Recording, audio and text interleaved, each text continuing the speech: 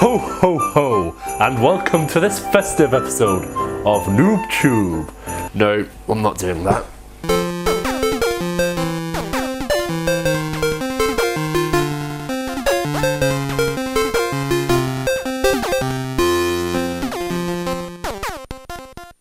"2013 has been a great year for handheld games, with both the Nintendo 3DS and the PS Vita churning out some amazing games.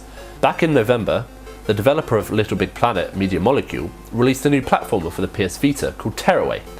I had a chance to sit down with the community manager, James Spaff, to talk about the game. So, you got a new game out, just came out a couple of days ago, Tearaway. So anyone who hasn't heard about it before, they should have, what you're thinking. But what is Tearaway?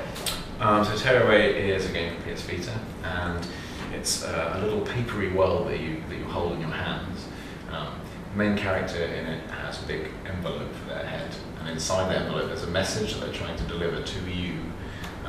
They need your help to do it, so you're going to kind of join them on this journey. Together you go through this world and find out what your message is.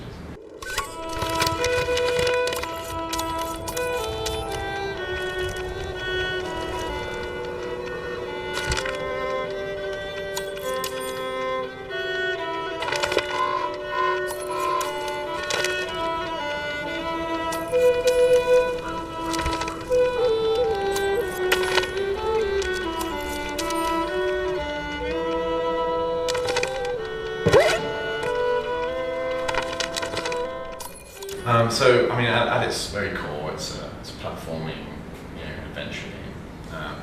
But we use all the features of the Vita just to really enhance the idea that it is something you're holding in your hands. So the biggest one, the main one, the kind of big wow moment is that we use the back touch to allow you to push your fingertips up inside the game. You kind of see these big things bursting through the floor. Yeah.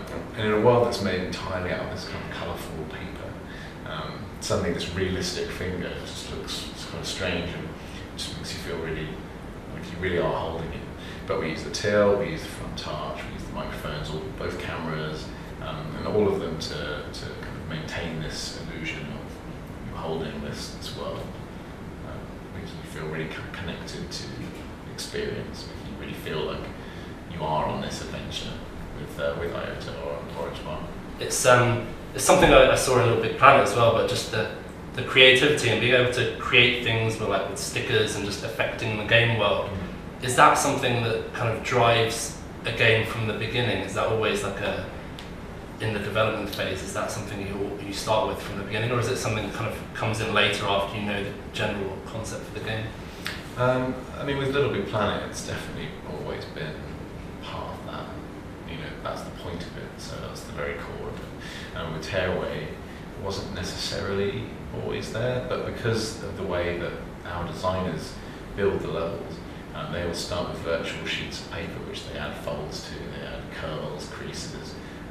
So they're all just kind of crafting these things. And then when they're making IOTA, they're just sticking bits of paper onto this thing. So that kind of just evolved out of there. We really love creative gaming, which is, you can see it in the Big Planet, we just absolutely love it. So it's very much snuck into Tearaway. There's all these cutting up bits of paper, as you say, or even just using your voice to kind of just have your mark, make it your game experience, make it very unique to you.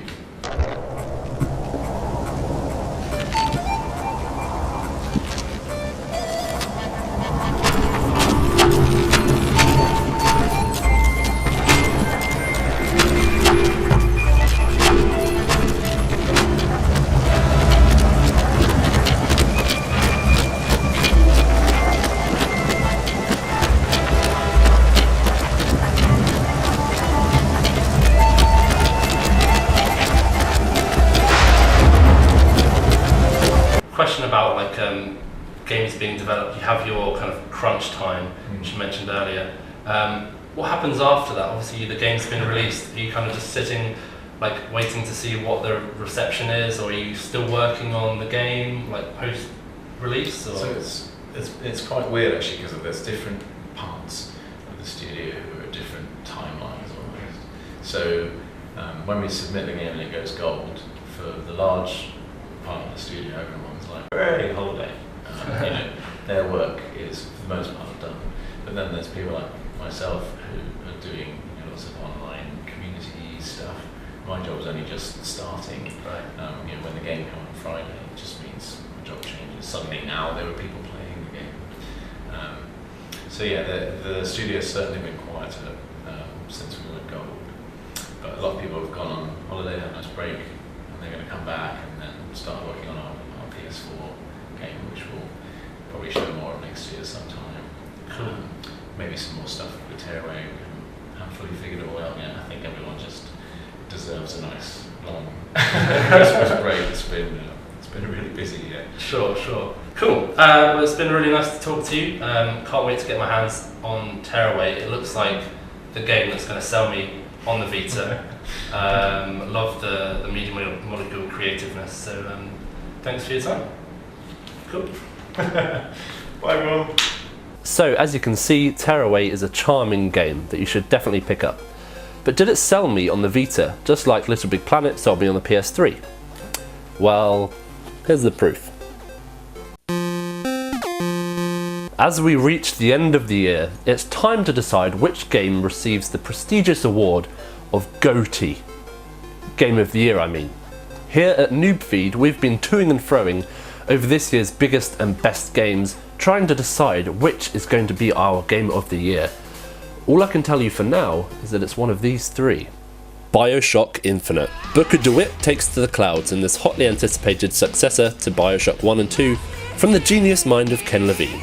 It's a solid shooter with some jaw-dropping set pieces and great voice acting, especially from Troy Baker, who also stars in another game on this list. That's right, it's The Last of Us. Naughty Dog's epic survival adventure has arguably one of the best stories of the year, the kind that makes you genuinely care about the fate of the characters. Not only that, but it features some of the most stunning environments we have seen in a video game, coupled with some solid gameplay that always keeps you excited. Let's get a move on. Grand Theft Auto 5, yep, it's the big one. GTA 5 hijacked our spare time in September and shaped up to be, in many people's minds, the best Grand Theft Auto yet. Rockstar have really outdone themselves this time, with a world of endless possibilities and 3 kooky characters to control. Jesus, your therapist has a lot to answer for. It's getting ready to go. It's getting ready to show. So, which game deserves top place? Or is there another game you think should be on this list? Let us know in the comments below, and keep an eye on NoobFeed.com to find out which is our Game of the Year. With all the fuss about the PlayStation 4 and the Xbox One, people seem to have forgotten about Nintendo, who have actually had a really good year, with the Wii U finally hitting its stride, and the 3DS having countless brilliant games. So to whet our appetites for what's to come in 2014, the latest Nintendo Direct announced and teased some new games, such as Zelda Hyrule Warriors. Link tries his hand at a hack-and-slash adventure in this Dynasty Warriors style game from Tecmo Koei. Kirby Triple Deluxe, Yoshi's New Island, Chibi Robo Photo Finder, Pokemon Bank and Poke Transporter, Bravely Default, which is actually already out in Europe, Australia and Japan, but coming soon in America, Donkey Kong Country Tropical Freeze with Cranky Kong as a playable character, NES Remix, Dr. Luigi, Super Smash Bros. With Rosalina joining the fray, and finally Mario Kart 8.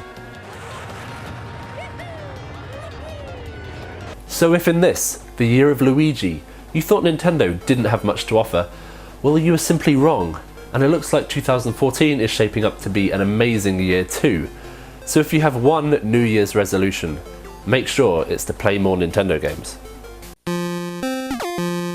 And that's all we have time for this week on NoobTube, and actually that's it for the year now, because I am going away until 2014, but I will see you again, so subscribe and like this video, and keep your eye on NoobFeed.com for more content coming soon in 2014.